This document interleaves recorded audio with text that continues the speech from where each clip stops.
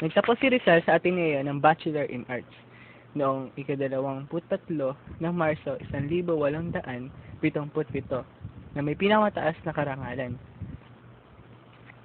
Unang naranasan ni Rizal ang humanga at magkagusto sa isang babae nang minsan aniyahan siya ng kaibigan si Mariana Katigbak para dalawin ang kapatid nito sa La Concordia.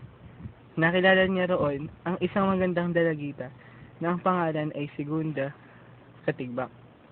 Kaibigan at kamag-aral ito ng kanyang kapatid na si Olympia sa La Concordia College.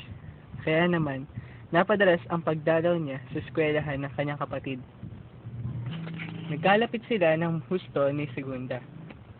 Subalit, bandang huli ay nauwi sa walang ang paghangang inukol ni Rizal dito. Hindi siya magkaroon ng lakas ng loob na magligaw kahit na nga nagpaparamdam ito sa kanya. Masasabing torpe pa siya at mahiyain nung pagdating sa babae. Nang sumunod na taon, ay tumutol ang kanyang ina na paluwasin siya ng Maynila para mag-aral sa kolehiyo. Nangangamba si Doña Teodora na kapag nadagdagan pa ang katalinuhan ng kanyang anak na si Rizal, ay baka ito mapagutan din ng ulo. Marahil, nasa isip nito ang nangyari sa tulong pari. Subalit, ang kagustuhan ng kanyang ama ang nasunod. Abril ng 1877 nang mag-enroll siya sa Santo Tomas. Kursong Pilosopiya, Iletras at Medisina ang kanyang kinuha. Habang nag-aaral siya doon, ay hindi niya maiwasang ihantulad sa pamamalakad ng Santo Tomas sa dating niyang pinag-aralang Ateneo.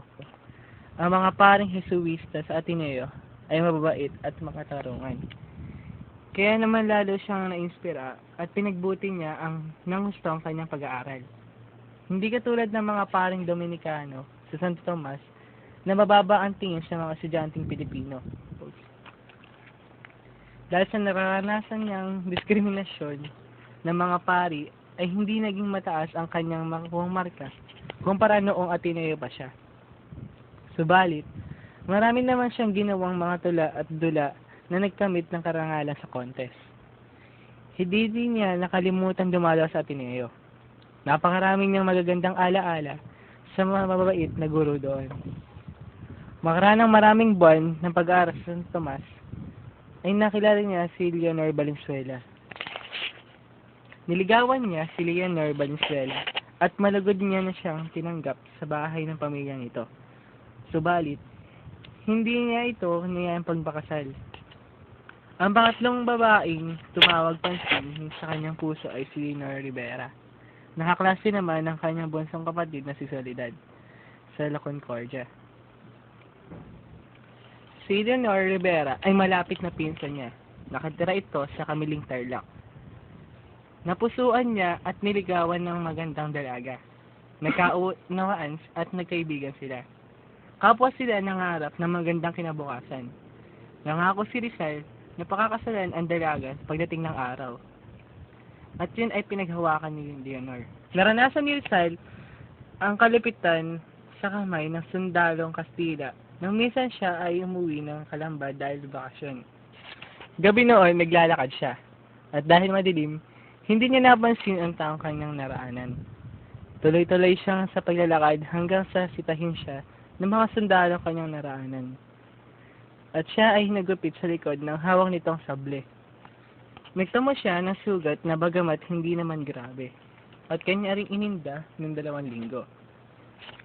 Inireklamo niya sa Gobernador General ang ginawa sa kanya ng abusadong sundalo, subalit walang nangyari. Hindi siya pinakinggan. Patuloy siya sa kanyang pag-aaral sa Santo Tomas at patuloy din siya sa pagkamit ng paghanga ng kapwa estudyante dahil sa taglay niyang katalinuhan. Minsan, nanalo ng unang premyo ang ginawang dula, subalit na mapag-alaman ng mga hurado na siya isang Indio, ay binaba siya sa pangalawang pwesto. Ang ipinanalo niya ay isang anak na Kastila. Hindi naging mahadlang ang malungkot na karanasang iyon sa buhay niya. Lalo niyang pinagbuti ang kanyang pag-aaral at paggawa ng magandang tula at dula tulad ng Junto el Pasig, na ibig sabihin sa wikang Pilipino ay sa tabing Pasig. At ang tulang a la Juventud Pilipina, na ibig sabihin sa Tagalog ay sa kabataang Pilipino. Ang tulang ito ni Rizal ay nanalo rin sa isang patimpalak noong 1879.